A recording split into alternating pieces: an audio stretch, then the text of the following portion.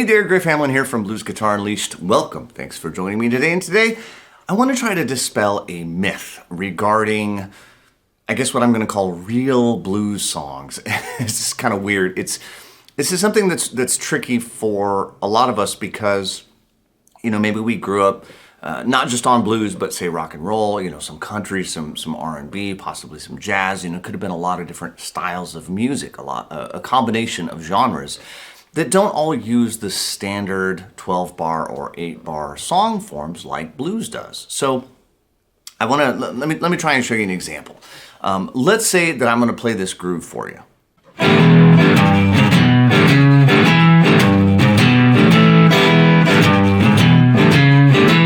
Right? Now, most folks will say, oh yeah, that's Pride and Joy, I know that song. But it doesn't have to be. And in my mind, I was hearing the song Too Sorry by Doyle Bramall, which has the same groove in it.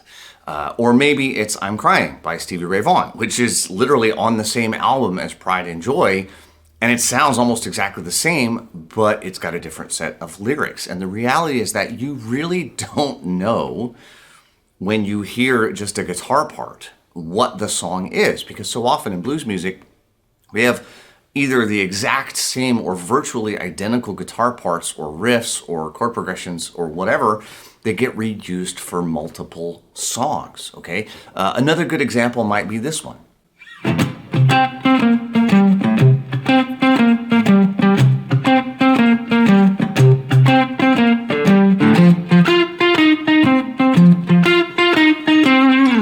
Right now, most people will hear that and immediately go to I'm Tore Down. And in fact, I even call that the Tore Down riff because it's so sort of linked to that song.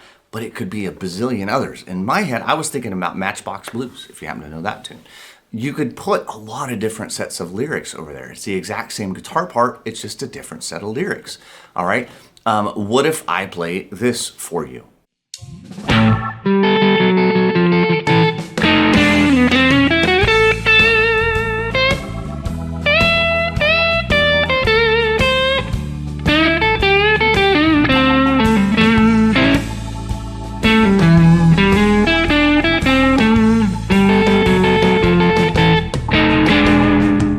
So my guess is that most folks would hear that and say, oh, well, that's Key to the Highway. But in fact, it's a song I wrote specifically for a course I have called Blues Gig in a Box. It's called I Got the Blues.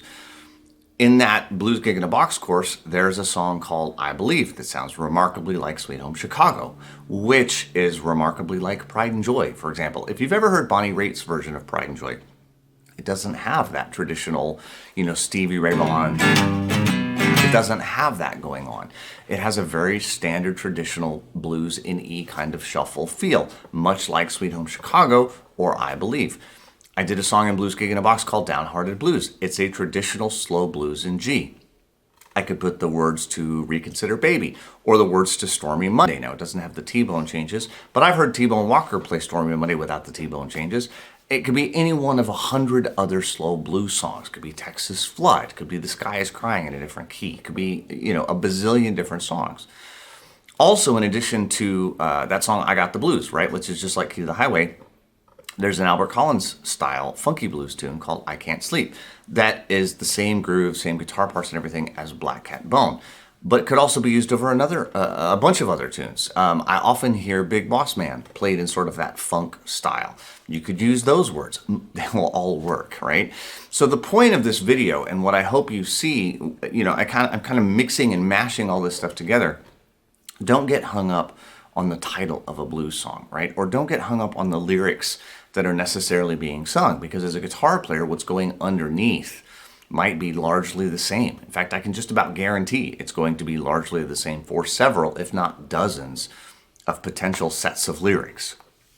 Now, that means that it's incredibly valuable. Every time you learn, for example, a blues in E, such as I Believe from my Blues Gig in a Box, let's say you learn that whole song, right? You've got fills, you've got rhythms, you've got, the chord shapes, different chord shapes, how to vary them, how to move them around. You've got solos, you've got licks, you've got all of these things. Now, what I hope you understand is that all of those elements could be used in Pride and Joy or Sweet Home Chicago or you name it. right? Anytime you play a blues in E, you've got that. And there are a lot of blues in E. And they'll work for blues in F or blues in G or blues in A. You just slide them a couple frets. It's not like it's complicated. So hopefully that makes sense. And I know this has been a short video and I didn't specifically like show you here's how to play this. That's not really my point. This is very much an approach, a mindset thing, and it's really important to understand. But it's not the kind of thing that you're necessarily going to walk away going, okay, this is how I play this. I get that.